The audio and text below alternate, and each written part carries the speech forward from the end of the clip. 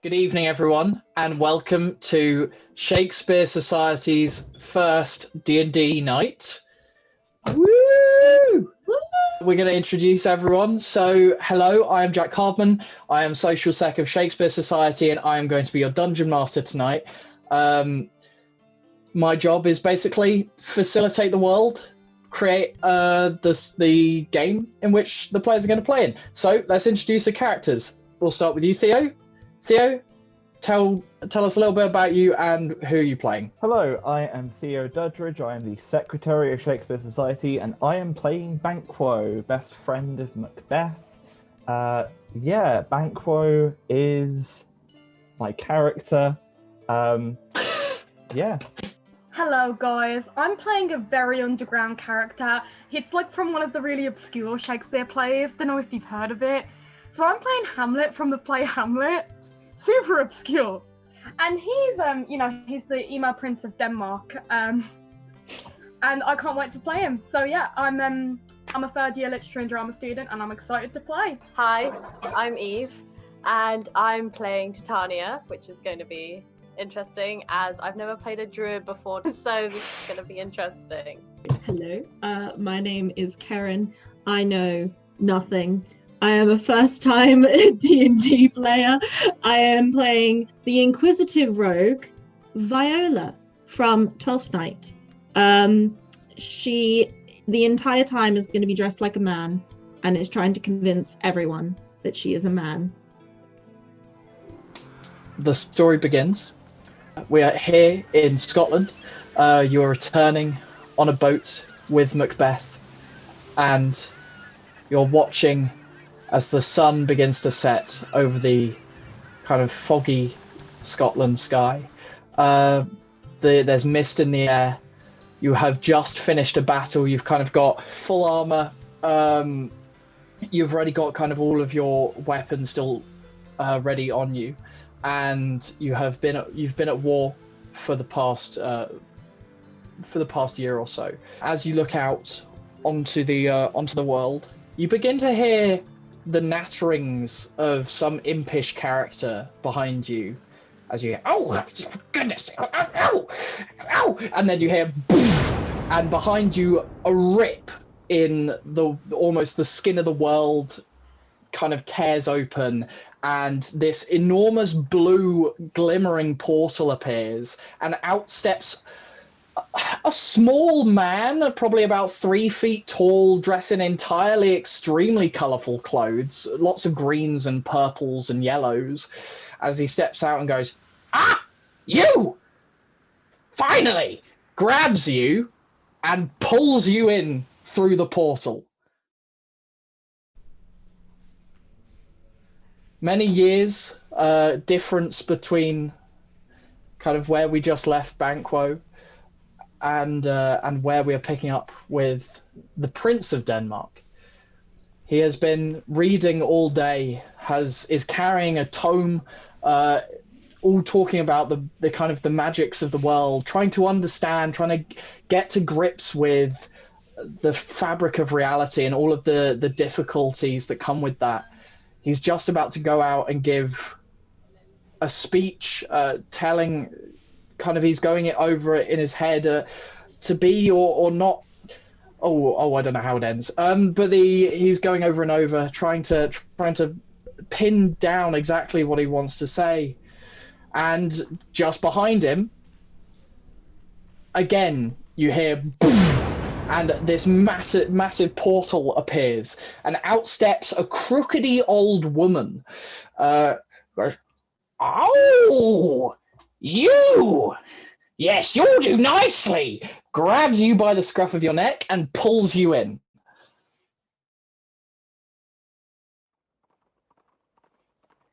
Now jumping over to Viola.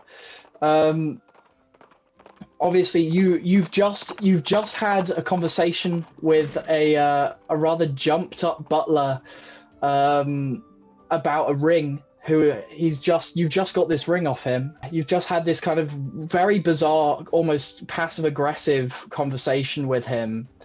And as you're taking a moment to yourself and thinking about why Olivia might have gifted you this ring. This is kind of, again, it happens just behind you. And this large 7-foot tall, kind of olive-skinned man draped in almost like a cloak of leaves steps out and like grabs your shoulder, kind of rests his hand on your shoulder and says, "Come, young one, you must follow me." And leads you into a portal. Although your brain is racing and you're like, who is this bizarre creature who's just come up to me? Your eyes glaze over and you follow. When you awaken, the three of you find yourselves on a beach. You can feel sand beneath your face and beneath your hands. You're all kind of on the floor. You can hear the lappings of waves. The salt of the sea around you kind of fills your nostrils. You notice, although it is a very bright early day above you, you can see this enormous radiating light in front of you. And before you just see this enormous campfire with a series of these kind of 3 old women circling it, chanting and babbling to themselves, with this large kind of elven looking olive-skinned enormous man draped in these leaves, the man who came and talked to you, Viola.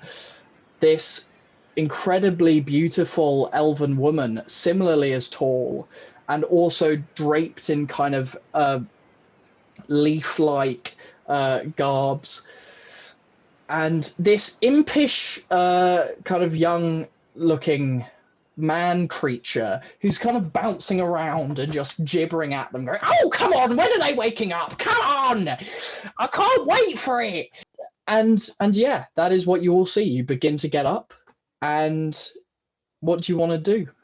Well, I think Viola wakes up and her vision is incredibly cloudy, and she looks around and just blinks a lot, waiting for her vision to finally come into fruition. And she looks and she sees 2 people next to her in a similar situation as she is, and I think she just she looks on them to see if there are any identifying things, like a wallet with papers that say your name, just essentially being a bouncer at a club, being like, okay, what age are these people?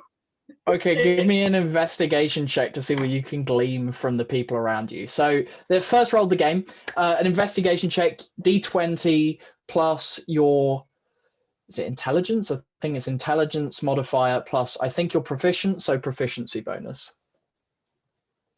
Okay. I'm going to try to get that. All right.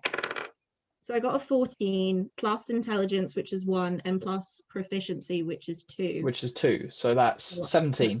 Okay, so what you can glean from the people around you is the man. So the closest man to you is a kind of young-looking noble. He's wearing very fancy clothes, but no armor. No, you can't really see any weapons on him other than one dagger kind of sheathed to his side.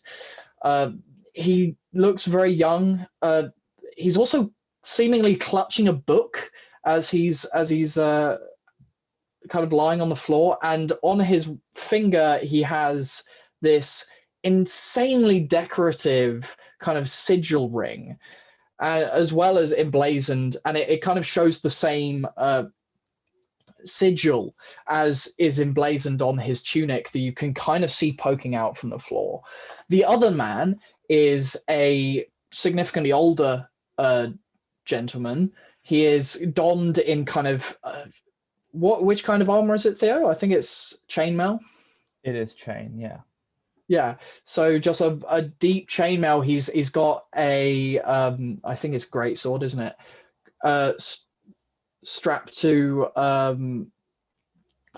his back, and he is also currently laying like face first down in the sand. Okay. Clearly some kind of soldier. So as you kind of get up, Viola, you notice that the small impish man kind of turns to you, and he starts like tugging on the sleeve of the enormous woman. Okay. Miss! Okay. Miss! Miss! I hate children. Miss!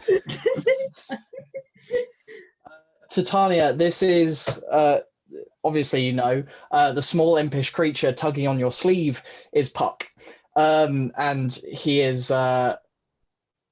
you've had to deal with him being hyperactive and just the worst all morning, zipping between the realities that you've all traveled to in order to get the people to sort out the issue that you have all been trying to solve that day.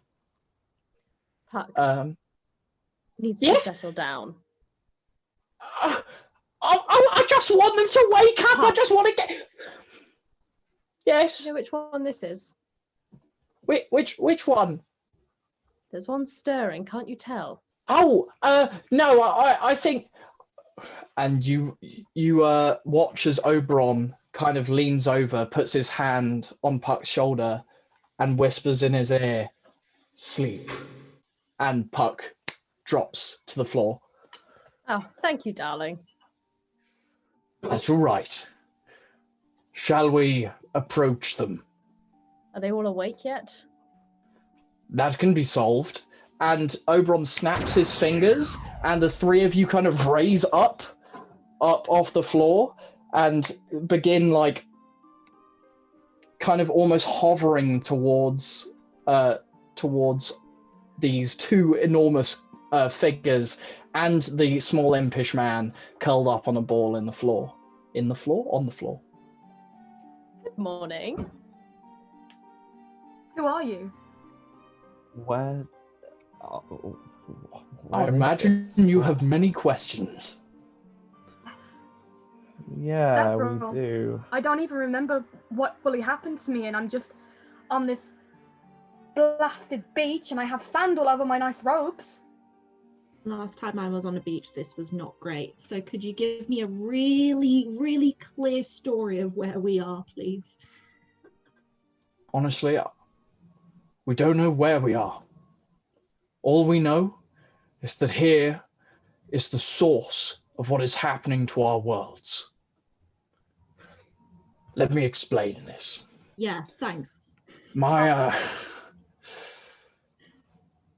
queen here and I are members of the royal family of fairies, and we believe that in this year, in this time, the world is going to end. And we have called you all here to solve that problem. The magics of this world will flow through you, and you will gain abilities that you will never have understood before now. Okay. I think Viola just looks very confused and is like, what is this person talking about? But why us? Out of anybody? Why us? Why are we the ones to save the world? I have much bigger issues. I have to kill a treacherous king. Don't worry. Any issues you have in your time, hopefully you can go back to them. We just have to solve this now. We will return you to where you were taken. I think But, and I must stress this, if you fall or if you fail to solve the issues here, there will be no returning to your worlds. I didn't choose this. I didn't choose this. None of us signed up for this. No. You watch as he kind of raises to his full height and goes, "None of us chose the responsibilities laden upon us." I think at this point, Viola just quickly checks in her pocket to make sure that Olivia's ring is still there. Yeah. So you check. You kind of pat around your kind of pocket region, and you can still feel the ring in your pocket. Oh, thank God. Okay. So okay, all right. What's the plan here? What do we need to do? Through this jungle, and he kind of raises one mighty hand towards the jungle that is kind of surrounding the beach. You can see this incredibly dense tree line with maybe two small kind of pathways through it. This incredibly dense kind of tree line. He points towards it and he goes,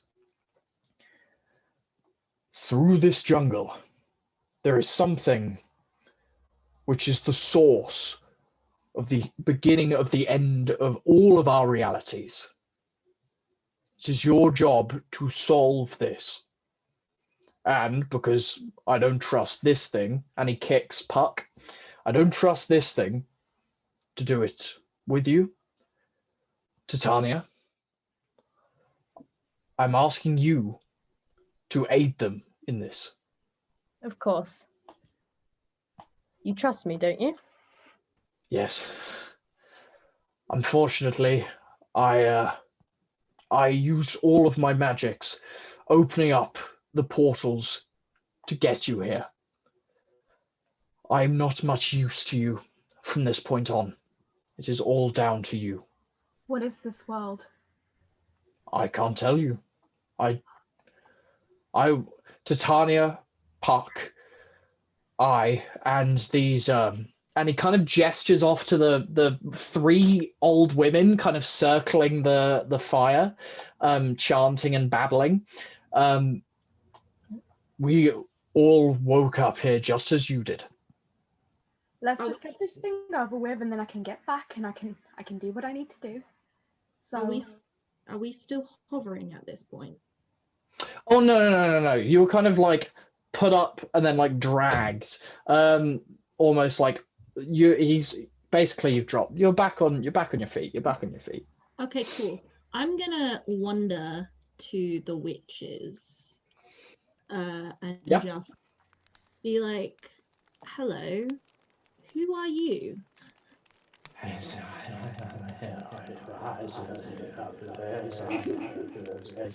You just watch as they continue to chant and just circle around.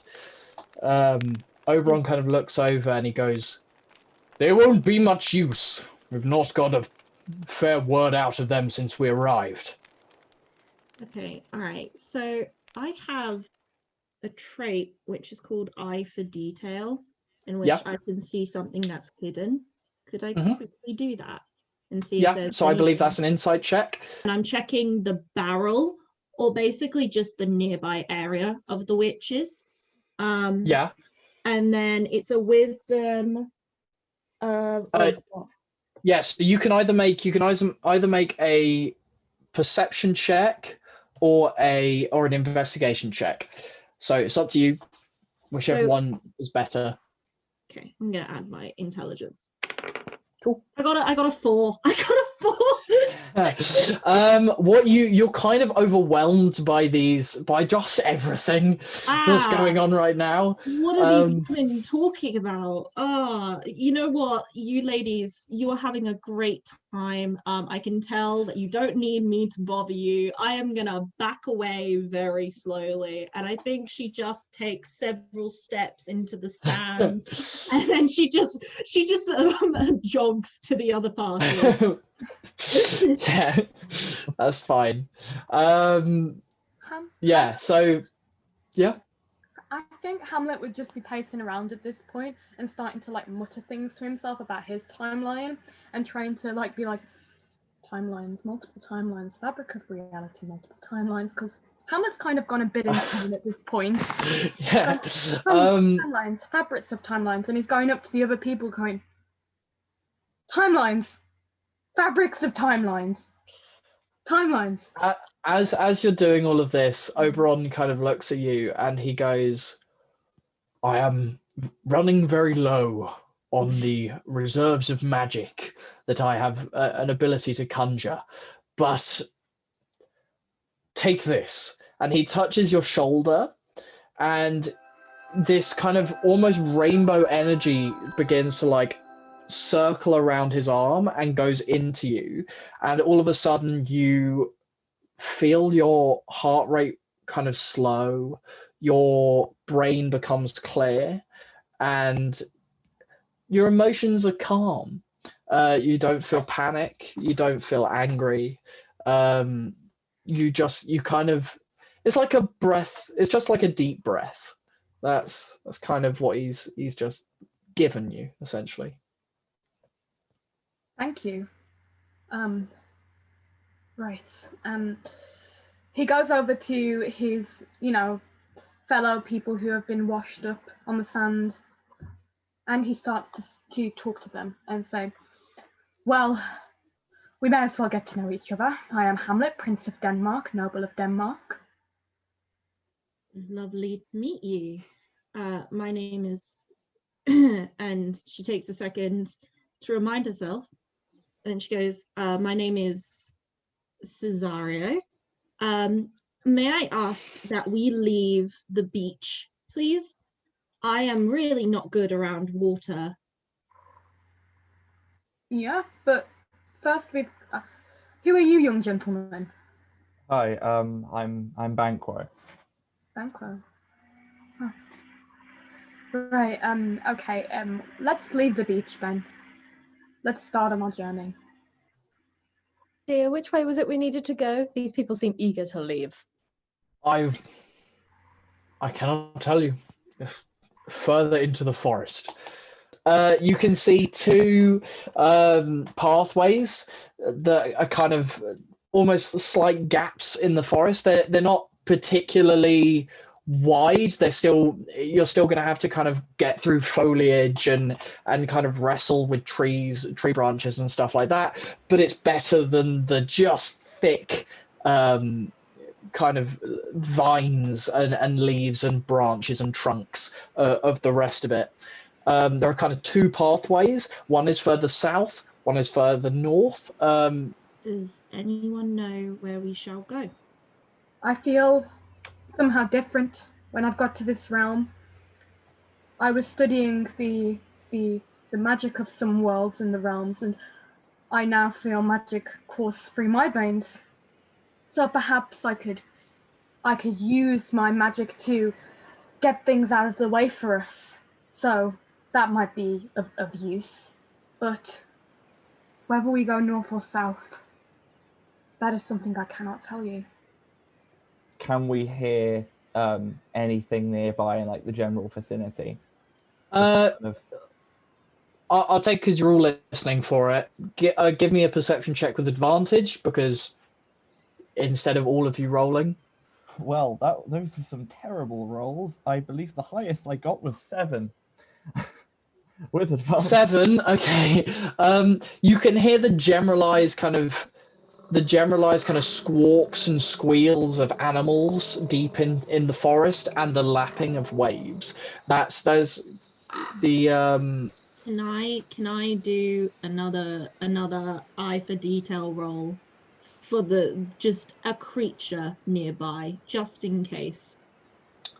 You can do that, yeah, you can do that, to see whether you can see any kind of tracks or anything like that.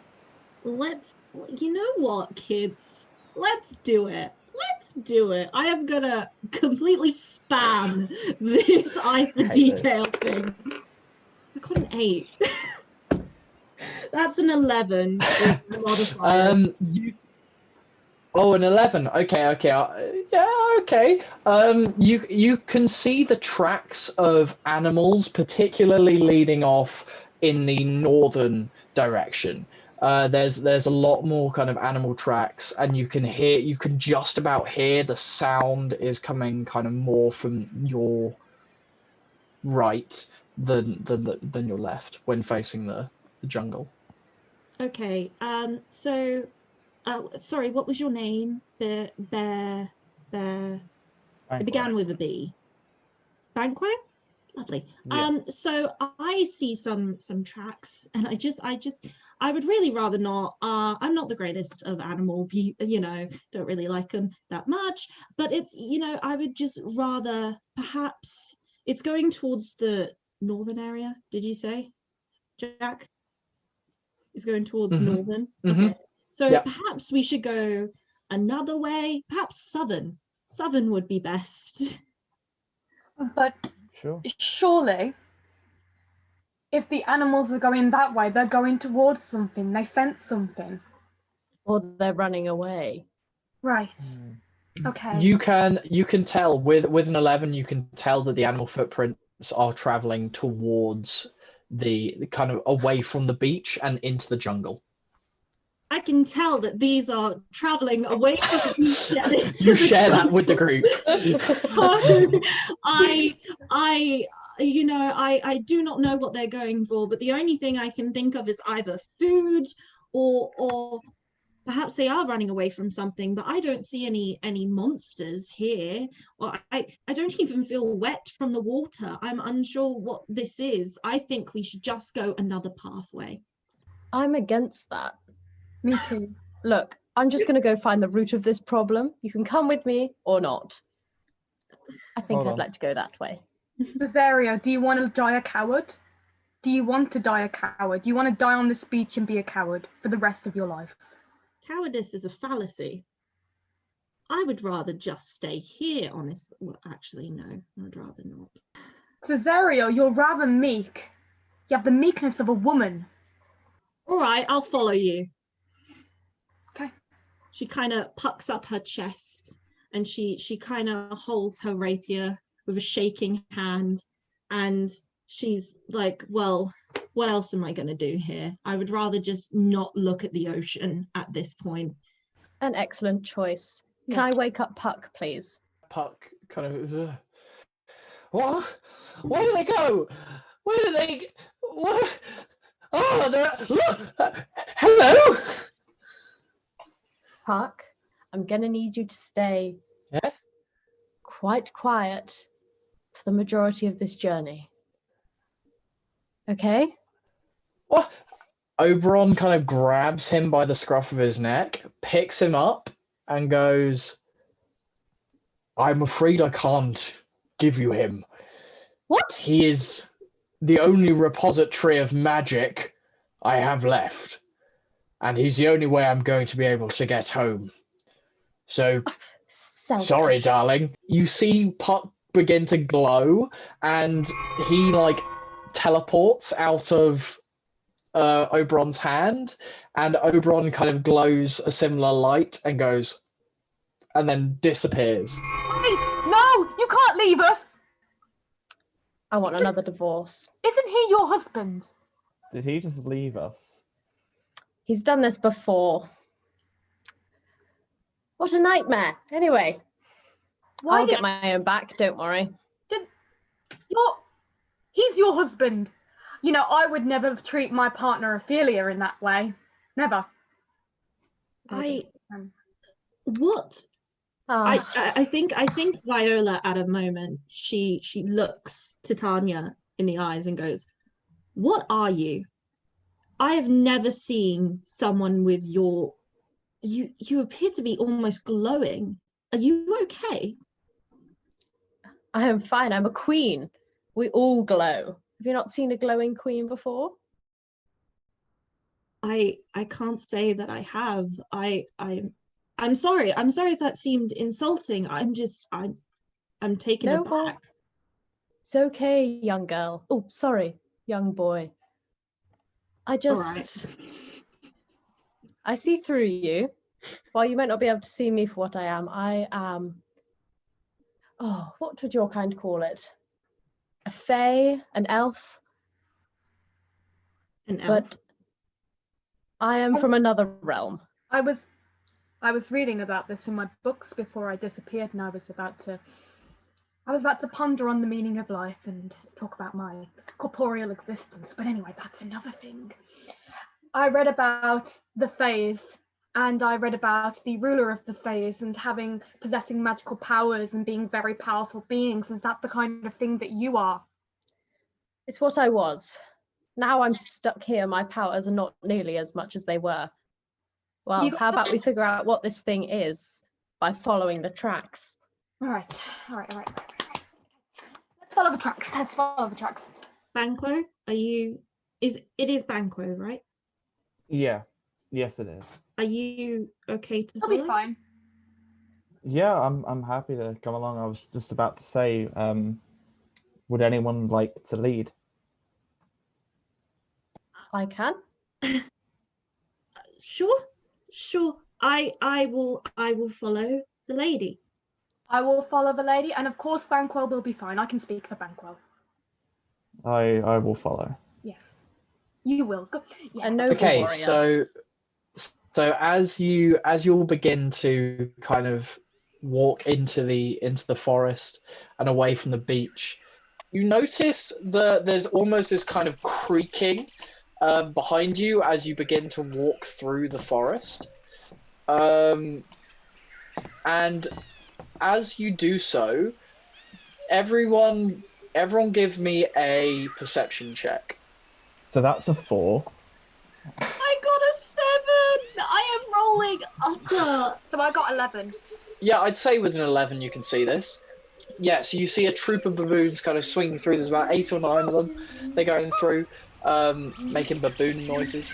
And you kind of see one of them fail to grasp one of the vines in front of it, slip, and fall and tumble onto the floor before getting back up, looking over at you guys, and then you just see this enormous creature pounce out of the jungle and just tear this thing to pieces, land on it and kind of rip this baboon limb from limb, and just like tearing into it. And I'm going to put my hand out towards the side of me and just say, no one do anything. We do not want to alert this thing of our presence. Just stay quiet. Please, no one scream. Hamlet just really starts to like heavily breathe, like. Am I able to cast that Okay. deep breath spell? Shut up, What's- spell. Oh, what? Oh, Is there a emotions. cantrip that covers no. that? God damn it. There is a cantrip, but I don't think you have it. I think Sorry, hang Viola. on. There we go. I think Viola just kind of puts an arm on a Hamlet, and just as a reassuring, just hold it there and just go as a way of saying, please be quiet, but everything will be okay. We're behind you. Right. I give a nod. I was gonna say, we're currently witnessing this baboon just be completely devoured by this creature. Any chance I could try and do I recognize it, or is there any from literature or?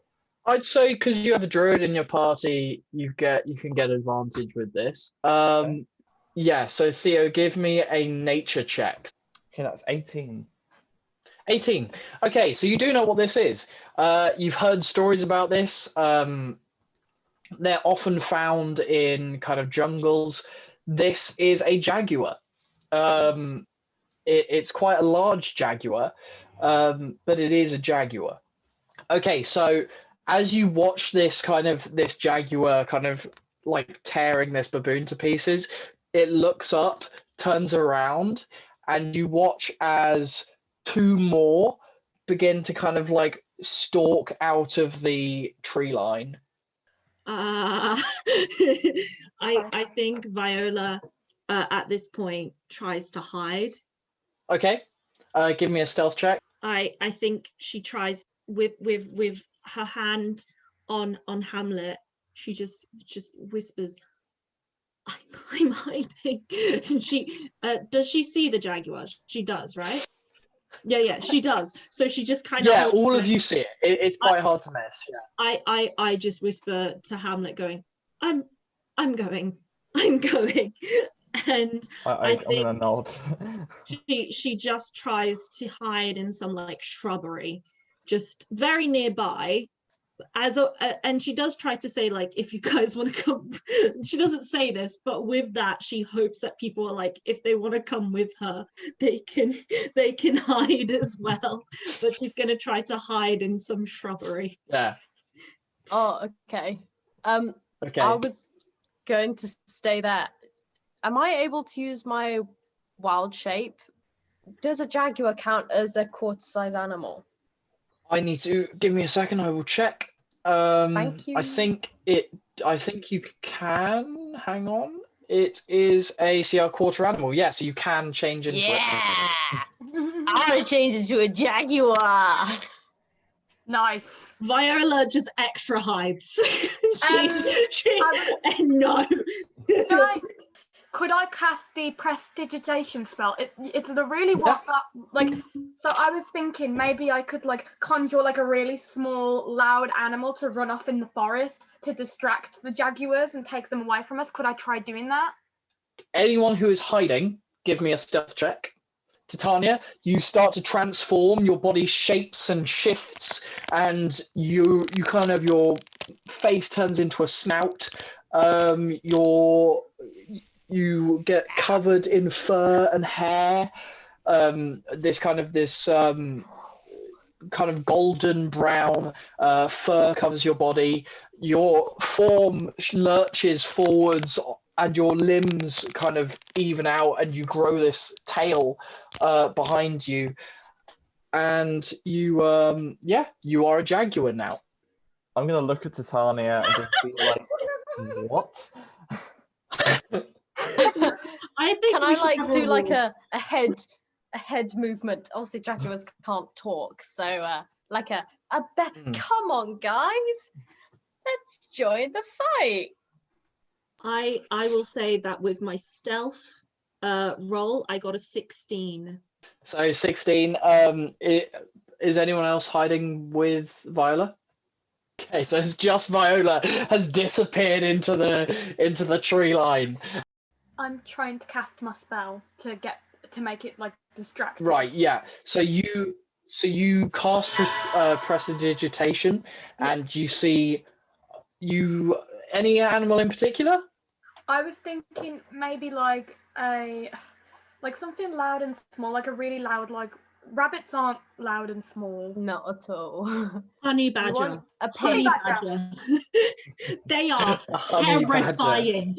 Honey badger should have the max stats in this game. They are Okay, well, I'm gonna cast a honey badger to be really stupidly loud and lead them off in another direction so they can chase it as well. Okay, you know what? Sure, we're gonna go with this. So roll for deception. So that's D20 plus your charisma modifier. Okay. Oh, charisma. Oh no, Hamlet has zero charisma. Not zero, but terrible charisma. I believe my charisma is -1, so 11. Oh. Okay, yeah, no. This jaguar initially kind of pounces at this thing.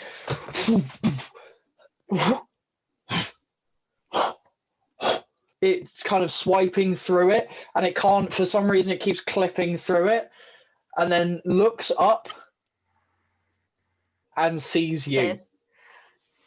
You kind of just see these like eyes just pin. Oh no. As it kind of sees you all just standing there like.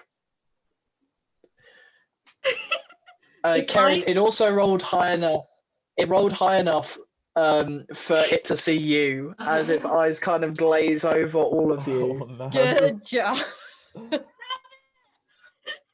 And it kind of just like you see its form lower, and it begins to growl.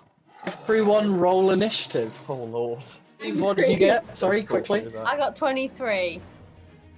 Me and Theo got 19. I got 4. Eve, you're the first to move.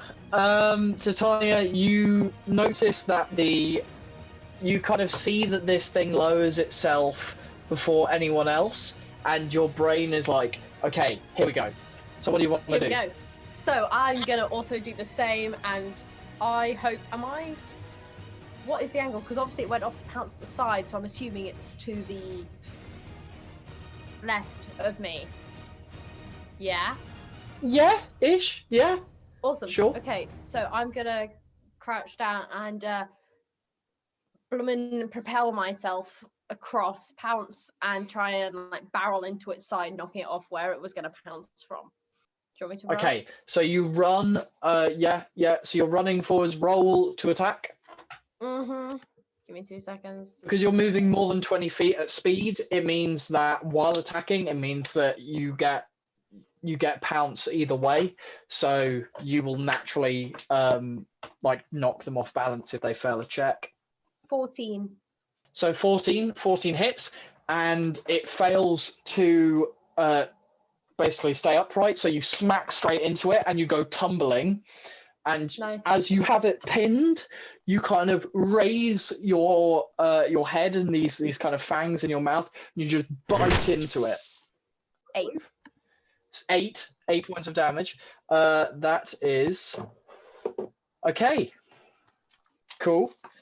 You hear it go "Arrgh!" as you bite into its neck, and you like tear a chunk out of it. Theo, go for it. Okay. Remind me how many combatants there are that we're going against. So there is the jaguar that is currently pinned down about 20 feet from you. It's pinned down by Titania. There are 2 more jaguars about 40 feet from you. Okay. Have they in front of you? have they noticed us? They heard the squeal. They heard the squeal of their family member, fellow Oh jaguar. God. No, we're Makes it killing about dark. murderers. You know what? I'm gonna go over and help Titania. I'm not going to attack the jaguar, but I'm just gonna help it. I'm gonna help her by pinning it down. Cool. Yeah, so you go over, you run over, you kind of like press all your weight down on top of the jaguar's body, and kind of wrestle it down. So, Lolly, it's your go. All right. I've got an idea. So, I could use Witch Bolt on one of the jaguars who has just heard their friend being like, ah. D20. What did you roll? I rolled a 1, proficiency +2, and then intelligence. Okay, the ring on your hand, the kind of sigil ring on your hand, begins to glow and crackle, and this blue energy just kind of goes.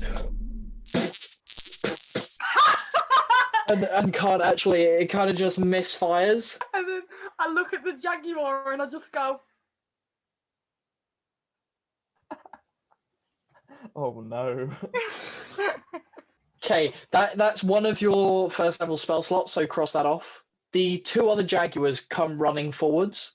One of them is going to go off towards Banquo and Titania, and the other one is going to head straight for you, Hamlet. It can't see Kerryn currently, because Kerryn is hidden. So the jaguars both pounce, one at Banquo and the other one at Hamlet. Oh no.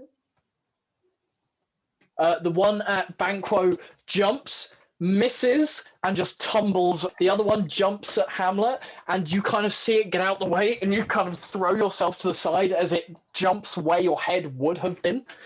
Now it's your turn, Kerryn. Epic. Can I do a bonus action first? Is that allowed, or do you have to do an action then a bonus action? Yeah, you can. Okay. You can do it in any. You can do it in any order you want. I would like to roll Insightful Fight, which is to find an enemy's weakness, basically. I would like to do that on the panther that has rolled over and is presumably on its back. Yeah, the one that just attacked. It's not on its back, but it's the one that just went after Hamlet. The one that went after Banquo. Because, okay, wait, which one would be closer? Oh, Banquo, okay. Oh, the Hamlet's one is like right in front of you. Oh, okay, I'll do that one. I'll do the Hamlet one then. Yeah, you're currently like hidden behind a tree, and it's literally like on the other side of the tree. Okay. So you're there like, cool, yeah. So you can peek out and like look at it. Yeah, give me an insight check. So D20 plus intelligence. Okay. a natural 20. Yep. Yeah. Yeah, you look at it and you kind of analyze it, and through your kind of time spent learning how to like fence and things like that in school, you've learned how kind of the kind of ebbs and flows of combat goes, and you see it roll and you just see an opportunity. Can I do a stealth attack? Is that a thing? Stealth attack? You could just attack. I will attack. Stealth attack gonna is like attack you it. get it. Cool. With your rapier? It's really close, right? And wait, what do I see? What do I Yeah. see that I can attack? What was it again?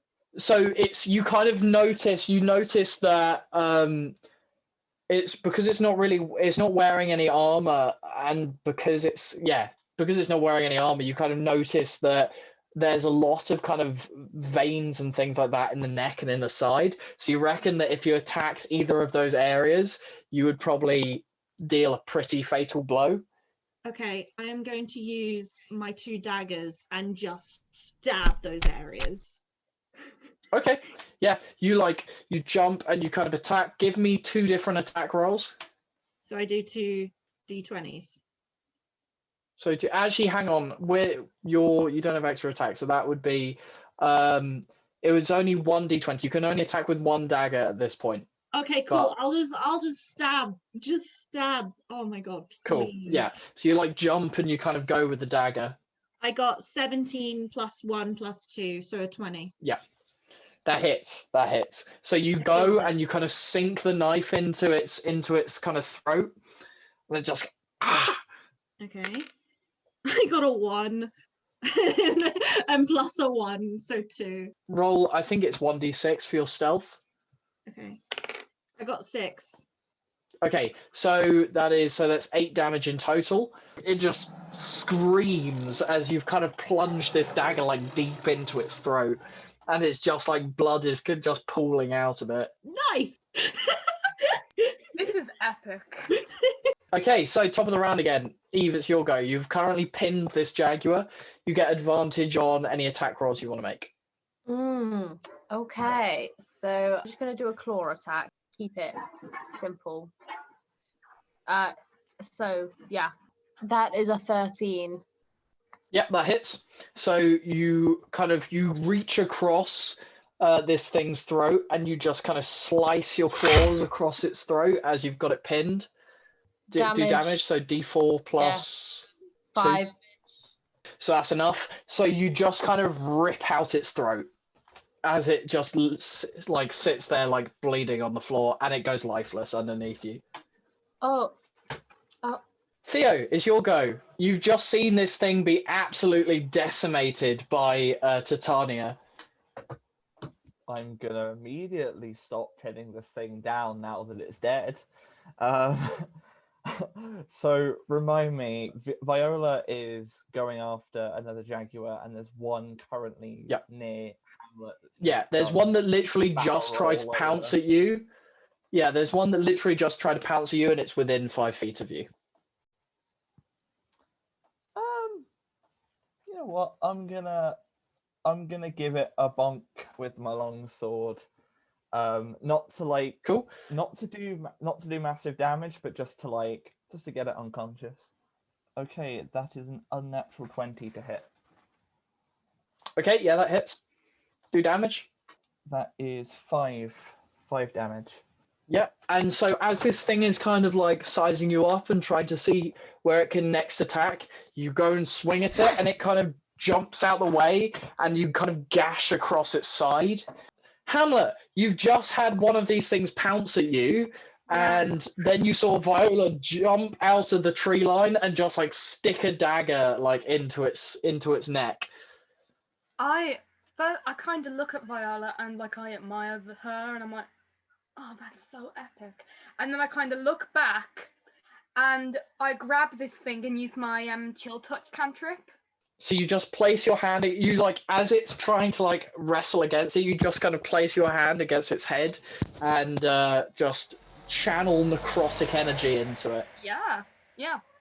So D20 to hit. Yeah, that's a hit. That's a hit. 21. 21, 20. Yeah, I'm dyscalculate, so you'll have to bear with me. I might just shout out my numbers and you guys. That's fine. That's fine. It's fine. If you just shout out your numbers, I can do it. Thanks, sir. Then it's a D8, so you just start kind of draining. You as you touch, you begin to feel the life in this thing just start to drain. Its skin begins to like wither almost at your touch and rot almost. D8. Yeah, D8. Yes. Okay, 5. 5. Yeah. So as with the other one, you kind of touch it and you just drain it, and its skin, almost like all of the blood in its body, just kind of drains out, and it just becomes this kind of mummified husk and drops to the floor.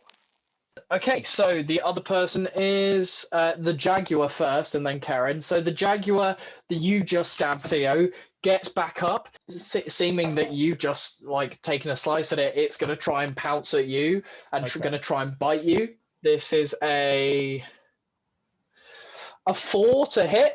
It pounces at you. You just kind of bash it with your shield and send it like tumbling off down into the dirt.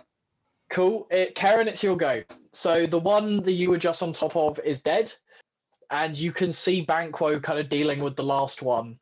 I feel so bad. I think she just like she looks at the mummified husk, like she's still got her hand on the dagger, and it is inside of the husk of the panther, and she's just horrified. But she turns and looks and sees Banquo, and she's like, I can't leave. So she grabs a bow and she tries to make a shot at the panther. How much is like Banquo on top of the panther? Or how much? Oh no. It's literally just like pounced at him, and he's just bashed it away with a shield. There's like solidly a few feet in between him and I'll shoot at it. Yeah. Cool. Yeah, go for it. So D20 plus your dex plus your proficiency. I got 6 in total. You shoot the arrow. Eve, it's your go. How far away the jaguar that's about to attack Viola is? Like 5 feet from you. It's over by Banquo, who was helping you. So about 5 feet. Can I just pounce? Yeah. Well, you can just attack it. Yeah, you can try and bite it. Yeah. Okay. Bitey. And a natural. Cool. 20. Yeah, that's a hit. 7. 7. Yes. So yeah, you kind of leap at this thing and just take a massive chunk out of its side. It's still alive, right? It's like just barely, yeah. It's not trying to attack us, is it? Is it just kind of like sort of going away? It looks like it's in a lot of pain. I'll put it that just way. Put it out of its misery. I'm gonna go over to the jaguar, and I'm gonna sheath my longsword. I'm gonna place my hand on the massive chunk that's been taken out, and I'm going to expend. I'm gonna expend. Let's go with. I'll be nice. I'll go with 3 hit points for lay on hands to try and heal that gash. Okay. If I can. Yeah, so you go over to this jaguar and you kind of feeling sorry for it, you put your hand against it. And then all of a sudden, in something that you're not used to, you feel this kind of radiant energy pulsate from your hand through the body of this creature. And it kind of glows with this golden light, and the massive kind of stab wound in its shoulder and the bite mark across its side begin to almost knit together, like the fibers of its muscles are beginning to mend. It's as shocked as you are. You're both both of you are a bit stunned by the whole experience. It has clearly never experienced something like this either. I'm gonna slowly remove my hand, and I'm just gonna look the jaguar in the eye, and I'm quite quizzical. Like, obviously, I don't speak jaguar, and I don't think the jaguar understands either Gaelic or English. I'm gonna look around at the others. I'm gonna look over to Titania and be like, Hold on. Do I recognize Titania as a jaguar still? Yeah. Well, you saw her. You know it's Titania because you know where in the battle, like, she would have gone there. Oh yeah, because she's near me. I'm gonna look over to her and be like, you can change into animals. Can you know magic? And I look at my hand and I look I look back. I look back at Titania in animal form. Can you explain this?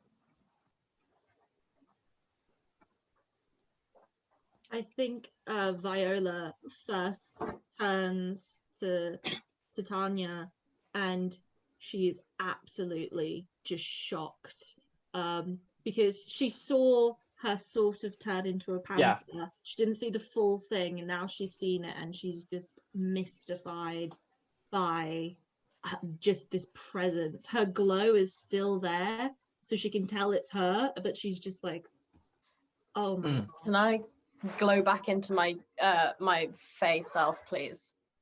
Yeah, so you as you kind of focus Titania, and your form almost begins to shimmer, and like this golden light kind of engulfs your form, and you kind of melds back into your humanoid form. Well, that got messy. I've just like grabbed this jaguar that I've mummified, and I'll start to like have a little bit of a weep, and then I'll hold it up and I'll start to like, I'll be like, death is just such a complicated thing. One time you're living and then now you're dead. I saw this creature die before my very eyes, and I can't seem to ponder. I knew this jaguar. I knew this jaguar. I knew it in face, I knew it in heart. And then I kind of just drop it, and then I walk off and continue to monologue to the rest of the group. As you're monologuing, the jaguar that's left just kind of goes and then tries to like bolt away from the rest of you and just tries to run. I want to let it. Viola just is like, let it, guys. Please leave it alone. It's been through so much. I'm gonna let it run. I kind of like going, get out of here. Get out of here and live your futile life. Okay. Love this. This is wonderful. That's all for this episode of Disturbing the Storm. You can check out more episodes on the Shakespeare Society YouTube channel, and maybe check out our podcast, Bard Times, if you're looking for some more Shakespearean goodness. All right. Thank you, and see you later.